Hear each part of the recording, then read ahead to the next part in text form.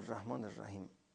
یکی از مواردی که ما الان در جامعه داریم بحث رابطه دختر پسره. حالا رابطه دختر پسر جنبه‌ها مختلف داره.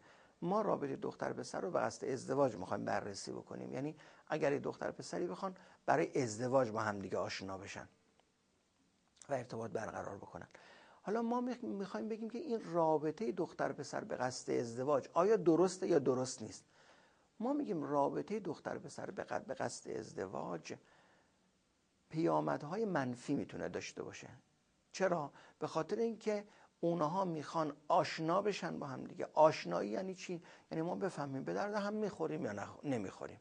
خب ما میخوایم بفهمیم به درد هم میخوریم یا نمیخوریم در یه محیط عاقلانه ممکنه، یه محیط عاشقانه، و رابطه دختر پسر عشق ایجاد میکنه و همین عشقی که ایجاد شد سبب میشود که چی؟ درصد آشنایی پایین بیاد. چرا؟ چون آدم عاشق عیب طرفشو نمیبینه، یا اگرم عیب طرفشو ببینه توجیه میکنه، میگه که بعدن خوب میشه، و اگر هم نگوید که بعدن خوب میشه، بگی که نه من میتونم با این عیب کنار بیام، مشکلی نداره. پس یا عیبو نمیبینه، یا اگرم میبینه توجیه میکنه، یا اصلا سعی میکنه باش کنار بیاد و میگوید من میپذیرم، و در صورتی که بعدن ممکنه نپذیره.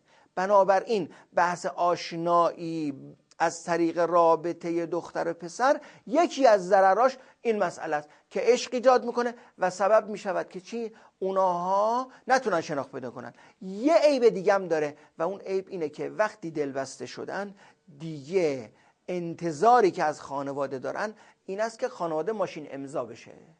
یعنی انتظارشون از خانواده این نیست که خانواده مشورت بده و مشاور اونا بشه، بلکه انتظار دارن خانواده هر چی که اینا میگن قبول بکنه.